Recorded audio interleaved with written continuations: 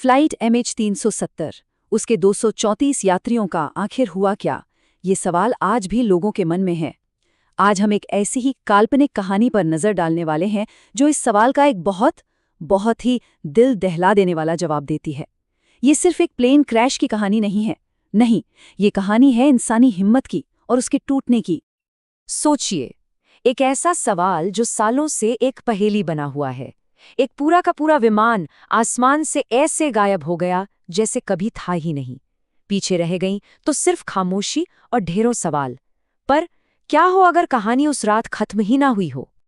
पूरे 11 साल की खामोशी, और फिर एक दिन एक टूरिस्ट बोट रास्ता भटककर एक अनजाने टापू पर जा पहुंचती है। उस नाव पर सवार लोगों को जरा भी अंदाजा नहीं था कि वो एक ऐसे राज से पर्दा उठाने वाले हैं जो पूरी दुनिया को हिलाकर रख देगा।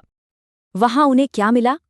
सैकड़ों कंकालों का ढेर, और उनके बीच पड़ा एक टूटा हुआ फोन जिस पर खरोचकर सिर्फ 4 शब्द लिखे थे, हम MH370 से हैं, हमने कोशिश की। बस ये 4 शब्द। इन 4 शब्दों में 11 साल का संघर्ष, उम्मीद और आखिर में हार की पूरी कहानी छिपी थी। तो चलिए वापस चलते हैं उस रात में जब ये सब कुछ शुरू हुआ। तो बात है 8 मार्च 2014 की रात की। मलेशिया एयरलाइंस की फ्लाइट MH370 कुआलालंपुर से बीजिंग के लिए उड़ चुकी थी। सब कुछ एकदम नॉर्मल था, बिल्कुल वैसा ही जैसा हर रोज होता है। लेकिन फिर कुछ ऐसा हुआ जिसने उस प्लेन और उस पर सवार हर एक शख्स की किस्मत हमेशा के लिए बदल दी। अचानक से कॉकपिट में अलार्म बजने लगते हैं। एक के बाद एक सारे सिस्टम फेल हो रहे थे।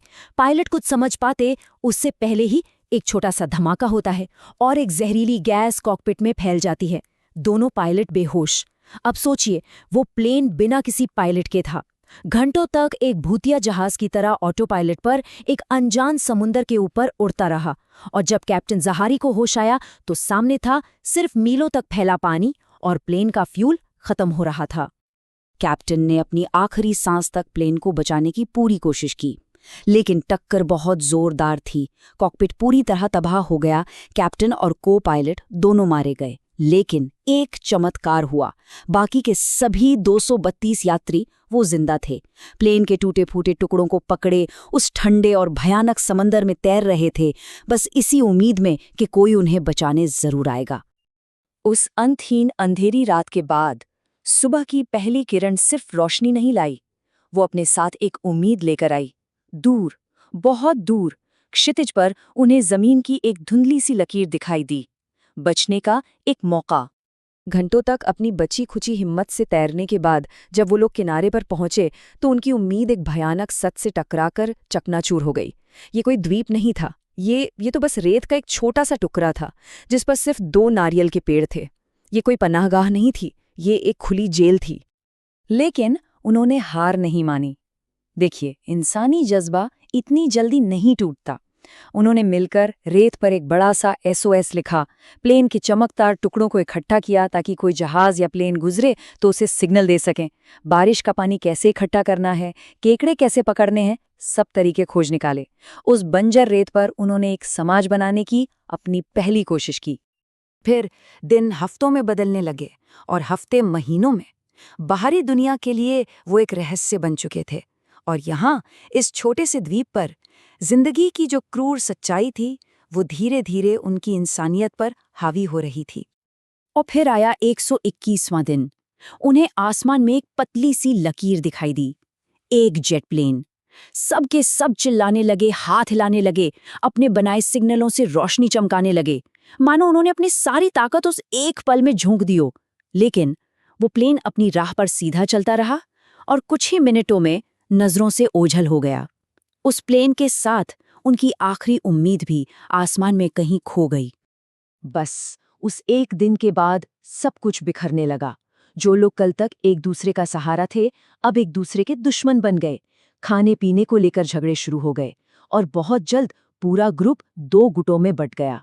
भूख और हताशा अब इंसानियत को खत्म कर रही थी। समय बेरहमी से बीतता गया। पहले साल के आखिर तक सिर्फ 70 लोग जिंदा बचे।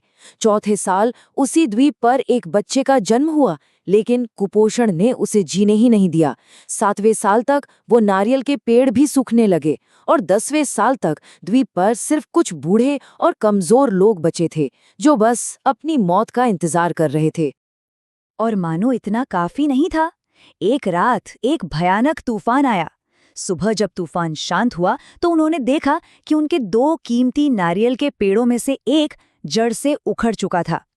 ये सिर्फ एक पेड़ का गिरना नहीं था, नहीं, ये उनके जीने के आखिरी सहारे का ढह जाना था। अब कहानी अपने सबसे आखिरी और सबसे दर्दनाक मोड़ पर पहुंचती है। पूरे 11 साल बीत चुके थे और उस द्वीप पर अब सिर्फ मौत की खामोशी थी। इतने सालों बाद सिर्फ एक इंसान जिंदा बचा था। उसका नाम था आरव। और विडंबना देखिए, ये वही शख्स था जिसने 11 साल पहले पहली बार इस द्वीप को देखा था, जो सबके लिए उम्मीद लेकर आया था। आज वही बिल्कुल अकेला रह गया था। सोचिए उसकी हालत, चारों तरफ सिर्फ कंकाल बिखरे पड़े थे। वो कंकाल जो कभी उसके दोस्त थे, उसका परिवार थे। अब वो खुद भी बहुत बूढ़ा और कमजोर हो चुका था और बस अपनी बारी का इंतजार कर रहा था। एक सुबह वो लड़खड़ाते हुए उस छोटे से पौधे के पास गया जिसे उन सब ने मिलकर सालों पहले लगाया था। वो पौधा अब एक सूखा हुआ पेड़ बन चुका था, एक ऐसा पेड़ जिस पर कभी फल नहीं आए। वो उनकी टूटी हुई उम्मीदों का प्रतीक था। आरव उसी पेड़ के नीचे जाकर लेट गया। और सालों बाद जब वो टूरिस्ट बोट वहां पहुंची तो उन्हें एक कंकाल मिला जिसका हाथ उसी सूखे पौधे की एक टहनी में फंसा हुआ था, जैसे वो आखिरी सांस तक जिंदगी की उस सबसे कमजोर उम्मीद को भी थामे रखना चाहता था। जैसे वो हाथ आज भी कह रहा हो, हमने हार नहीं मानी थी, हमने कोशिश की थी। वो 232 लोग प्लेन क्रैश में तो बच गए, लेकिन उन्हें एक ऐसी मौत मिली जो शायद उस क्रैश से भी ज्यादा भयानक थी। ये कहानी सोचने पर मजबूर करती है कि इंसानी सहन शक्ति की आखिर सीमा क्या है, और जब हर उम्मीद खत्म हो जाती है तो इंसान के पास आखिर बचता क्या है।